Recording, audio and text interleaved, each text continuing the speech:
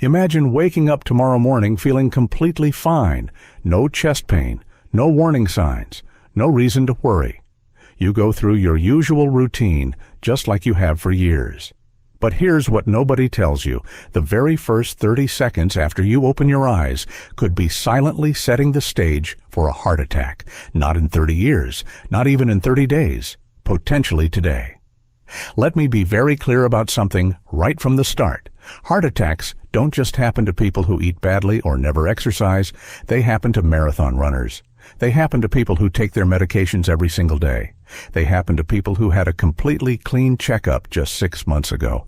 And in the majority of cases, they happen in the morning, specifically within the first few hours of waking up. This is not a coincidence. This is biology. And once you understand what your body is doing in those first moments after you wake up, you will never look at your morning routine the same way again. So what is that 30-second mistake? Well, it's not just one thing. It's a cascade of things that most people do automatically without thinking every single morning. And the terrifying part is that each one of these habits feels completely harmless. They feel normal because they are normal. Millions of people do them, but normal doesn't mean safe. And today, we are going to break down exactly what's happening inside your cardiovascular system the moment you wake up. Why the morning hours are the deadliest window for your heart, and what small science-backed changes can dramatically lower your risk starting tomorrow. Now, to understand the danger, you first have to understand what your body goes through while you sleep. Most people think of sleep as just rest your body, powering down your heart, taking a break. But that's not what's actually happening while you sleep. Your body is running a full maintenance program. Your brain is filing memories. Your immune system is repairing tissue, and your heart is working at its lowest, most relaxed pace all night long. Your blood pressure drops. Your heart rate slows down. Your blood becomes, and this is important, slightly thicker, because when you're lying flat and still, your body doesn't need to push blood around with as much force. Everything slows, everything settles, and in that quiet, calm state, your cardiovascular system is essentially at peace. But then something happens. Your alarm goes off, and in that single moment, in that jarring, abrupt transition from deep sleep to sudden wakefulness, your body launches into what scientists call the cortisol awakening response. Your adrenal glands flood your bloodstream with cortisol and adrenaline. Your heart rate climbs, your blood vessels constrict, your blood pressure surges, sometimes by as much as 25% in just a matter of minutes, and that thick, slightly sluggish blood that settled during the night now suddenly has to move fast through vessels that have just tightened. That combination, thick blood, narrow vessels, spiking pressure, is exactly the environment in which blood clots form, and blood clots, as you probably know, are what cause the majority of heart attacks. This is why cardiologists and researchers have known for decades that the hours between 6 in the morning and noon are the most dangerous hours for the heart. A landmark study published in the journal Circulation found that heart attacks are 60 to 70% more likely to occur in the morning than at any other time of day. 60 to 70%, that's not a small statistical blip. That's a massive, undeniable pattern, and the reason it happens comes down to this morning biological storm, but that your body goes through every single day. Now here's where the 30-second mistake comes in, because this morning surge in cortisol, in blood pressure, in clotting tendency, that's biology. You can't fully stop it, but what you can control is how you respond to it. And what most people do in those first 30 seconds makes everything worse. Far worse. The first thing most people do, and I want you to think about your own morning right now, is they hear their alarm and they immediately forcefully sit up or jump out of bed. Some people even leap to their feet, and this sudden change in posture triggers something called orthostatic hypertension, which is a dramatic and rapid drop in blood pressure that happens when you go from lying flat to standing upright too quickly. Now your heart, which just seconds ago was in a state of hormonal high alert, now has to deal with blood pooling downward into your legs because gravity just changed everything. your brain momentarily gets less blood. You might feel dizzy. You might not even notice it, but your heart is working overtime. It's pumping against that cortisol surge, trying to compensate for the postural change, and doing it all with blood that is at its thickest and most clot-prone of the entire day. For a young, completely healthy heart, this stress is manageable. The system compensates and moves on. But for anyone with even minor undetected arterial stiffness, which by the way affects a large proportion of adults over the age of 40, this combination of events is genuinely dangerous. Arterial stiffness means your blood vessels can't flex and absorb pressure changes the way they should. So when that blood pressure spike hits those stiff vessels, it's like sending a high-pressure surge through an old pipe. Something can give a plaque that has been quietly sitting on the wall of a coronary artery for years. Stable, harmless, going nowhere, can suddenly rupture under that pressure. And when plaque ruptures, your body treats it like an injury. It sends clotting factors to the site a clot forms, and if that clot is large enough to block blood flow through the artery, that's a heart attack, right there in your bedroom in the first few minutes of your day. This is not a rare or extreme scenario. This is the mechanism behind the majority of morning heart attacks, and it is almost entirely preventable. But before we get into what you should do, let's keep going, because the mistake doesn't stop at getting up too fast. What most people do next compounds the danger in ways that are just as serious and far less talked about. The second part of the morning mistake involves dehydration. And I know what you're thinking. Everyone knows you should drink water in the morning, but knowing it and understanding why it matters for your heart are two completely different things. After 6 to 8 hours of sleep, your body has lost significant fluid. You've been breathing, and every breath you exhale carries moisture. You've been sweating slightly through your skin. Some of you in warm climates are losing even more by the time you wake up. Your blood volume has decreased, and when blood volume drops, blood becomes more concentrated, more viscous, thicker, and far more likely to clot. Here's the critical point. Most people wake up, rush through their morning, maybe have a cup of coffee, which, by the way, is a diuretic and actually pulls more water out of your system and goes sometimes an hour or more before drinking any meaningful amount of water. During that entire time, your blood is at maximum viscosity, your blood pressure is elevated from the cortisol surge, and your body is under physiological stress. You are, without realizing it, maintaining the perfect internal conditions for a cardiovascular event. And then, and this is where it gets really concerning, many people immediately reach for their phone. Think about what happens the moment you pick up your phone. First thing in the morning, before you've even taken a sip of water, before your nervous system has had a chance to fully transition out of sleep, you're immediately hit with notifications, emails, news, headlines, social media messages you missed overnight, and your brain, which is still in that vulnerable half-alert state, begins processing all of that incoming information as potential threat. Did something go wrong at work? What's happening in the news? Why did that person send that message at midnight? Your stress response, which was already elevated from the cortisol awakening surge, now gets a second wave, another hit of adrenaline, another spike in blood pressure, another tightening of blood vessels. Scientists call this digital stress loading, and its cardiovascular consequences are very real. A study out of the University of California found that people who check their phones within the first few minutes of waking up show measurably higher cortisol levels throughout the entire rest of the day, not just in the morning, but all day long. That means your heart is operating under elevated stress hormones for hours longer than it needs to be. Simply because of what you looked at in those first few minutes, your cardiovascular system doesn't distinguish between a physical threat and a psychological one. To your heart, an alarming news headline triggers the same hormonal response as being chased by a predator. The adrenaline doesn't know the difference, and when you stack that second stress hit on top of an already surging morning cortisol response, on top of dehydration, on top of having jumped out of bed too fast, you've now created a perfect storm inside your chest. Now, I want to talk about something that very few people connect to heart attack risk because it seems so completely unrelated, and that is the act of holding your breath, or, more precisely, the habit of shallow breathing in the morning. Most people, especially those who wake up stressed or rush out of bed quickly, immediately shift into what's called sympathetic, dominant breathing. Short, shallow breaths that don't fully fill the lower lobes of the lungs. And this matters enormously for your heart. When you breathe shallowly, your blood oxygen levels don't rise the way they should after a night of sleep.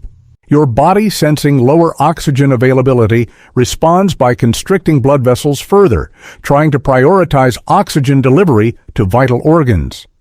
Blood pressure climbs, the heart works harder, and at the same time, shallow breathing keeps your nervous system locked in that high-alert fight or flight.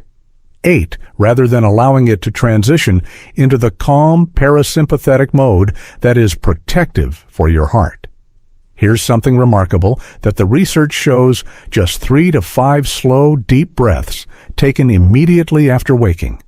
Before getting out of bed, before looking at your phone, before doing anything, can measurably reduce that morning blood pressure surge.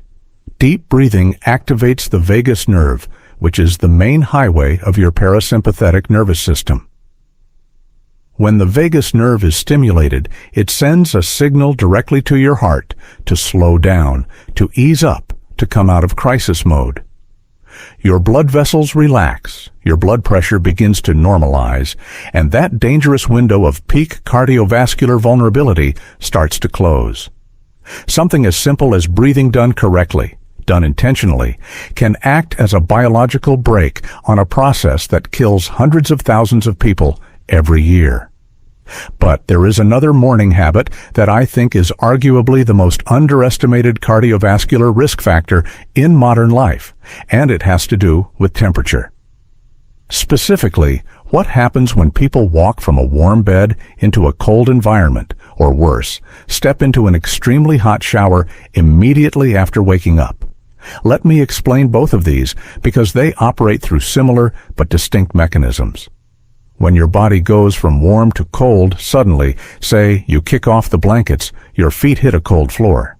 You walk to a cold bathroom, your blood vessels constrict rapidly in response to the temperature drop. This is called cold-induced vasoconstriction. And in the context of an already elevated morning blood pressure and already thickened blood, this additional constriction can push blood pressure to genuinely dangerous levels in a matter of seconds in colder climates, and during winter months, morning heart attack rates climb significantly, and this vascular response to cold is a major reason why. Now, the hot shower does something different, but equally problematic for a vulnerable heart. When you step into a very hot shower, the heat causes your blood vessels to dilate rapidly, suddenly opening wide, which pulls blood toward the surface of the skin and away from your core. Your blood pressure drops quickly.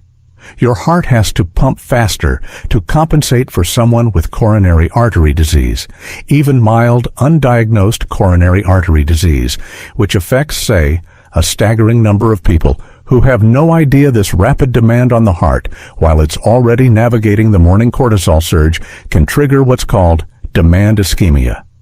That's when the heart muscle is asking for more oxygen than the narrowed arteries can deliver. And demand ischemia is a direct pathway to a heart attack. This doesn't mean you can't take a morning shower. It means the temperature and the timing matter far more than anyone ever told you, and we'll get to the specific recommendations. But first, I want to address the group of people who are most at risk, because while everything I've described affects everyone to some degree, there is a subset of the population for whom these morning habits are genuinely life-threatening, not just theoretically risky. If you are over the age of 45, if you have high blood pressure, even well-controlled high blood pressure, if you have diabetes, if you smoke or have smoked in the past, if you are carrying significant weight around your midsection, if you have a family history of heart disease, or if you've been told your cholesterol is elevated, then you are operating with a cardiovascular system that has less reserve, less flexibility, and less tolerance for the kind of morning stress we've been talking about. Your arteries are likely stiffer. Your plaque burden, even if it's never caused symptoms, is likely higher, and your morning cortisol response may actually be more exaggerated because chronic stress, insulin resistance, and poor sleep quality all amplify the magnitude of that morning hormonal surge. There's a concept in cardiology called vulnerable plaque, and it is central to understanding why so many heart attacks happen with almost no warning. Vulnerable plaque is cholesterol, rich deposits inside the walls of your coronary arteries that have a thin, fragile cap over them. These plaques don't necessarily block much blood flow, which is why they often don't show up as significant findings on standard stress tests. They're not the big, calcified, obstructive plaques that everyone worries about. They're the quiet ones, the hidden ones, and they are exquisitely sensitive to exactly the kind of mechanical stress that your morning blood pressure spike creates when that surge of pressure hits a vulnerable plaque. The thin cap can crack, fissure rupture, and in the seconds that follow, a clot forms with terrifying speed, and a completely asymptomatic person becomes a cardiac emergency. What's particularly sobering is that research suggests that in many cases of sudden cardiac death, people who collapse without any prior history of heart problems, vulnerable pike rupture triggered by a physiological stressor, is the underlying mechanism and the most common physio. Biological stressor in the documented cases, waking up in the morning. Now I want to shift gears slightly, because this conversation isn't meant to frighten you. It's meant to empower you. Because here is the genuinely good news buried inside all of this. The morning biological storm is real and unavoidable, but its consequences are largely preventable. The things that transform a manageable morning cortisol surge into a cardiac event are almost entirely behavioral. They are things you do, things you choose, and that means they are things you can change. Let's start talking about what that actually looks like, what the morning routine of someone who is actively protecting their heart looks like according to the best available cardiovascular science, because this is where the information becomes truly actionable, and it begins not with what you do when you wake up, but with what you do the night before. Sleep quality is one of the most powerful and most ignored determinants of morning cardiovascular risk. Here's why. The magnitude of your morning cortisol surge is directly related to the quality and duration of your sleep. People who get less than 6 hours of sleep or who experience fragmented poor quality sleep show significantly higher morning cortisol levels and more exaggerated blood pressure spikes upon waking compared to people who sleep well. This has been demonstrated in multiple rigorous studies. Poor sleep also increases inflammatory markers in the blood, including C-reactive protein and interleukin-6, which independently increase the risk of plaque rupture. And poor sleep increases the tendency of platelets, the tiny blood cells responsible for clotting, to aggregate, to stick together, making clot formation far more likely. So if you are sleeping 5 hours a night and wondering why you feel cardiovascular stress in the morning, the answer starts the night before. Sleep is not a luxury for your heart. It is a clinical intervention, and getting 7 to 9 hours of quality sleep in a cool, dark, quiet room with a consistent sleep and wake time is one of the most powerful things you can do to reduce your morning cardiac risk. The second thing you can do the night before, and this is something almost nobody does, is hydrate before bed, not excessively. You don't want to be waking up multiple times to use the bathroom because sleep fragmentation carries its own risks. But a glass of water before sleep can meaningfully reduce overnight blood viscosity and help your body enter the morning with slightly less thick blood. It's a small act with a measurable physiological benefit. Now let's talk about the morning itself, and specifically about the first 5 minutes, because this is where the most critical decisions happen. When your alarm goes off, resist the urge, and I know it's strong, to immediately sit up instead. Lie still for 30 seconds to 1 minute. Keep your eyes open or closed. It doesn't matter, but breathe. Take 5 slow, deep breaths. Inhale through your nose for 4 counts. Let your belly expand, not your chest hold, for just a second. Then exhale slowly through your mouth for 6 counts. Do that 5 times. This single practice, this 60-second breathing exercise, activates your vagus nerve, begins to lower your cortisol response, and gives your cardiovascular system the time it needs to prepare for the transition to upright posture. Then, and only then, slowly bring yourself to a sitting position at the edge of your bed. Sit there for another 30 seconds. Let your body adjust. Let your blood pressure find its footing. Let your heart rate stabilize. This is not laziness. This is cardiovascular intelligence. The slow, graduated transition from lying to sitting to standing is one of the most important things a cardiologist would tell you to do if they were sitting in your bedroom every morning. Once you're standing, the next thing your body needs, before coffee, before food, before your phone, before anything else, is water. And I want to be very specific about this because the details matter.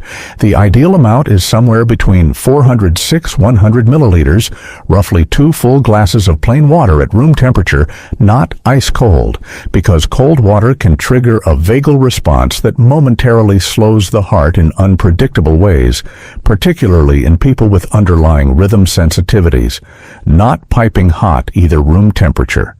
Water absorbs fastest into your system, begins restoring blood volume almost immediately, and starts thinning that overnight thickened blood within minutes of consumption.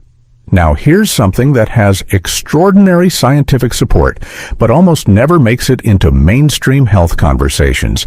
Adding a small pinch of natural mineral, rich salt, not regular table salt, but something like Himalayan pink salt or a good quality sea salt to your morning water can meaningfully support cardiovascular function. Here's the physiology behind that. During sleep, your kidneys continue filtering blood and excreting sodium. By morning, your sodium levels are slightly lower, and sodium is critical for maintaining blood pressure stability. T and proper fluid balance inside your cells. When you drink plain water on a sodium-depleted system, the water can actually pass through your gut quickly without being properly absorbed at the cellular level. A tiny pinch of mineral salt, we're talking less than 1/8 of a teaspoon, helps your cells hold on to that water, improves hydration at the tissue level, and supports the kind of gentle, stable blood pressure regulation your heart desperately needs in those first waking minutes. This is completely different from adding a lot of salt to your diet throughout the day, which does raise blood pressure in salt-sensitive individuals. We're talking about a microdose of minerals in the morning specifically to support cellular hydration. The distinction matters, and the science behind it is solid. Now let's talk about coffee, because I know this is the part that many of you have been waiting for, and I'm not going to tell you to give it up, but I am going to tell you that the timing of your first cup of coffee is far more important than whether you drink it at all. Caffeine works by blocking adenosine receptors in your brain. Adenosine is the chemical that builds up during waking hours and makes you feel sleepy. When caffeine blocks those receptors, you feel alert and energized. But caffeine also stimulates the release of adrenaline and causes blood vessels to constrict, which raises blood pressure and, in the context of an already elevated morning cortisol surge, drinking coffee within the first 30 to 45 minutes of waking stacks, a caffeine-induced blood pressure and adrenaline response die directly on top of your body's existing hormonal peak. Neuroscientist Andrew Huberman has talked extensively about this, and the research supports it clearly. Cortisol and caffeine both activate overlapping stress response pathways. When you drink coffee, while cortisol is already at its morning peak, you don't actually get a stronger alertness effect.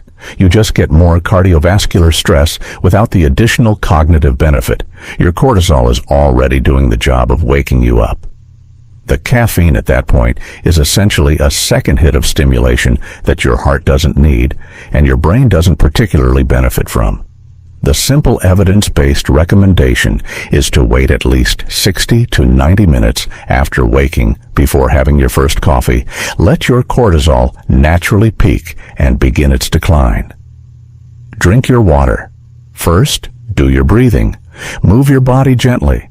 And then, when your system has had time to stabilize, enjoy your coffee.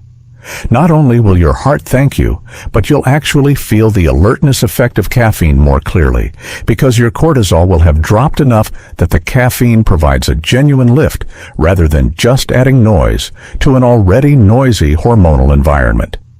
Now I want to spend some time on physical activity in the morning, because this is an area where the guidance is nuanced and where getting it wrong, particularly for people with existing cardiovascular risk, can be genuinely dangerous. There is a well-documented phenomenon in cardiology called exercise-induced cardiac events in the morning, and it doesn't happen to people who are sedentary. It happens disproportionately to people who exercise, specifically people who engage in intense exercise immediately after waking up before their cardiovascular system has had adequate time to transition out of that vulnerable morning state. A study published in the European Heart Journal found that high-intensity exercise performed in the early morning hours was associated with a significantly higher rate of cardiac events compared to the same exercise performed later in the day. The reason is exactly what we've been discussing in the morning. Blood is thicker, vessels are stiffer. Cortisol is high, and blood pressure is already elevated, adding the significant cardiovascular demand of intense exercise, a hard run, heavy weightlifting, high-intensity interval training. On top of all of that, creates a level of cardiac stress that a vulnerable heart may not be able to safely accommodate. This does not mean you shouldn't exercise in the morning. Exercise is one of the single most powerful long-term protections against heart disease that exists. What it means is that the first 15 to 20 minutes of any morning exercise should be genuinely gentle. A slow walk, light stretching, gentle yoga, some easy movement that gradually elevates your heart rate rather than spiking it. Think of it as warming up not just your muscles, but your entire cardiovascular system. Give your blood vessels time to dilate and accommodate increased flow. Give your heart rate time to climb gradually rather than being shocked upward. After that 20-minute gentle warm-up, if you want to transition to more intense exercise, your system is far better prepared to handle it safely. And speaking of movement, one of the most underappreciated cardiovascular interventions that you can do in the morning requires absolutely no gym, no equipment, and takes less than 5 minutes. It is simply walking outside in natural light, within the first 30 minutes of waking up. The research on this is remarkable. Natural morning light exposure, even on a cloudy day, triggers a neurological signal through your eyes to your suprachiasmatic nucleus, which is the master clock of your body. This signal sets your circadian rhythm for the day, which directly regulates the timing and magnitude of your cortisol response. People who get morning light exposure consistently have lower peak morning cortisol levels, more stable blood pressure throughout the day, better sleep quality the following night, and measurably lower markers of cardiovascular inflammation. It is free, it is simple, and almost nobody does it. The cardiovascular benefits of morning light go even further. Sunlight on skin triggers the production of nitric oxide, a molecule that causes blood vessels to dilate and blood pressure to drop. Nitric oxide is essentially your body's natural anti-hypertensive medication. It relaxes the smooth muscle in vessel walls, improves blood flow, and reduces the risk of the kind of blood pressure spikes that precipitate cardiac events. Some researchers now believe that the global pattern of higher heart attack rates in northern latitudes and during winter months is partly explained by reduced sunlight exposure and the consequent reduction in skin-derived nitric oxide production. Morning light is not just good for your mood, it is good for your heart in direct, measurable, physiological ways. Now I want to address something that ties all of this together, and it is perhaps the most overlooked risk factor in the entire conversation about morning heart attacks. It is the emotional and psychological state in which you start your day. We live in a culture that treats alarm clocks as neutral tools, just a way to wake up on time, but the sound and the manner of waking has profound physiological consequences. Waking abruptly to a loud, jarring alarm sound, the classic beeping or buzzing alarm, produces a measurable spike in cortisol and adrenaline that is significantly larger than waking to a gradual, gentle sound or waking naturally. Multiple sleep studies have demonstrated this. The startle response, triggered by a sudden, loud noise, activates your sympathetic nervous system instantaneously. Your heart rate accelerates, your blood pressure jumps, your muscles tense, and all of this happens before you are even fully conscious. Compare that to waking gradually, either naturally as your sleep cycle lightens and you surface from sleep on your own, or with a gentle alarm that starts quiet and slowly increases in volume, or with a light-based alarm that simulates a gradual sunrise. In these scenarios, your nervous system transitions more slowly and more smoothly from sleep to wakefulness. Your cortisol rises, but the spike is more gradual, more manageable. Your heart rate climbs without the abrupt lurch, and your blood pressure increase, while still present as part of the natural morning response, is less extreme for people with cardiovascular risk factors. This difference in the manner of waking is not trivial.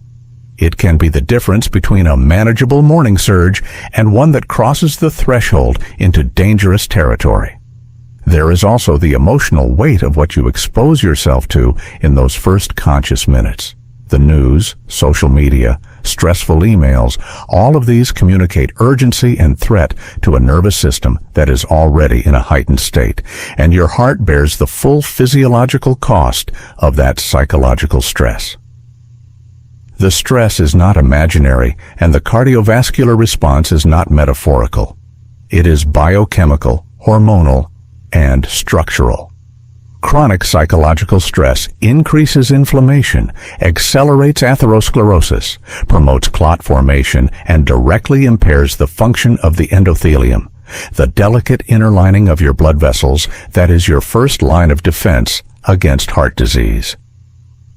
Starting your day by flooding your nervous system with distressing content is, from a cardiovascular standpoint, a genuine risk factor, and replacing that habit with something calm, whether that's a few minutes of silence, slow breathing, gratitude, gentle music, or simply sitting quietly with your water and watching the light change outside, is not indulgent or naive. It is clinically protective.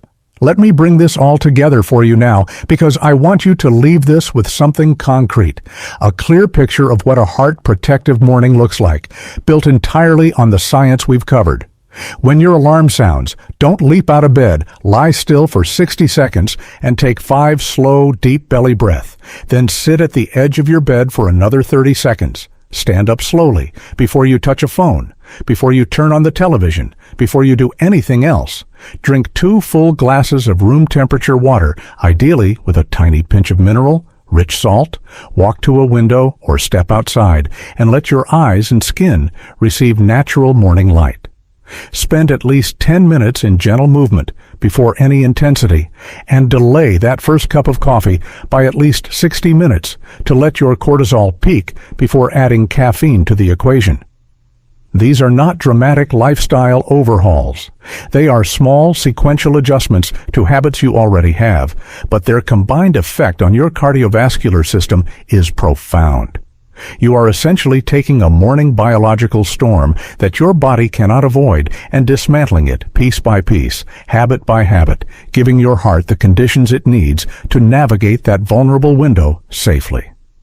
One final thing I want to leave you with, and this is important. Many heart attacks are preceded by warning signs that people either miss or dismiss unusual fatigue in the days before. Not ordinary tiredness, but a deep, uncharacteristic exhaustion that doesn't resolve with rest. Mild discomfort in the chest, jaw, left arm, or upper back that comes and goes. Unexpected shortness of breath during activities that normally don't wind you a vague sense that something is wrong, that your body doesn't feel right, even though you can't put your finger on exactly what it is. These are not minor complaints to be pushed through. These are your cardiovascular systems sending distress signals, and if you experience any of them, especially in combination, that is not the moment to wait and see.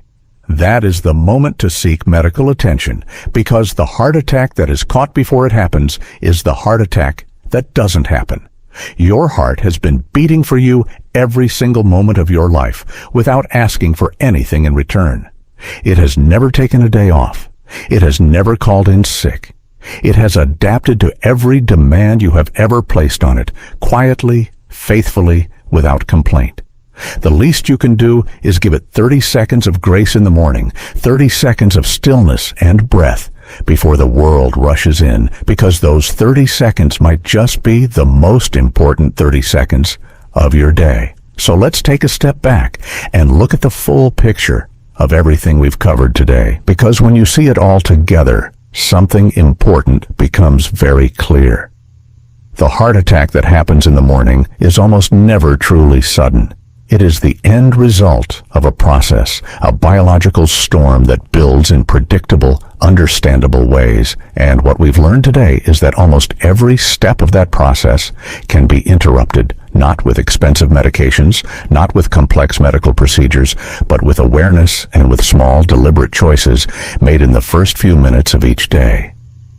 We learned that the morning hours carry the highest cardiovascular risk of the entire 24-hour cycle, not because of bad luck, but because of a perfect convergence of elevated cortisol, thickened blood-rising blood pressure, and constricting blood vessels. We learned that the way most people wake up abruptly, rushing upright, reaching for their phones, skipping water, drinking coffee, immediately amplifies every one of those biological risk factors simultaneously. And we learned that the antidote isn't complicated. It is breathe first, move slowly, hydrate before anything else. Let light in. Protect the first 30 minutes of your day the way you would protect anything else you truly value. But here is perhaps the most important thing to carry with you after watching this knowledge without action is just information. And information on its own has never saved a single life.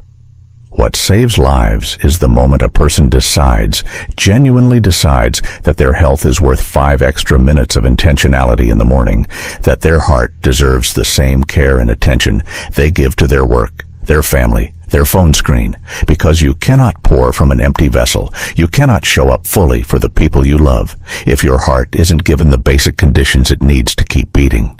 The changes we've talked about today require no prescription. They require no gym membership. They require no special equipment or significant time investment. They require only the decision to do things slightly differently than you did yesterday. And that decision made consistently, morning after morning, compounds over time into a cardiovascular system that is more resilient, more protected, and more capable of carrying you through a long and healthy life. Share this with someone you love. A parent who wakes up and immediately rushes. Into the chaos of the day, a friend who jokes about surviving on 3 hours of sleep and black coffee. A partner who jumps out of bed the moment the alarm sounds and never slows down. Because the information in this video isn't just useful for the right person at the right moment, it could genuinely be life-saving, and that is not an exaggeration.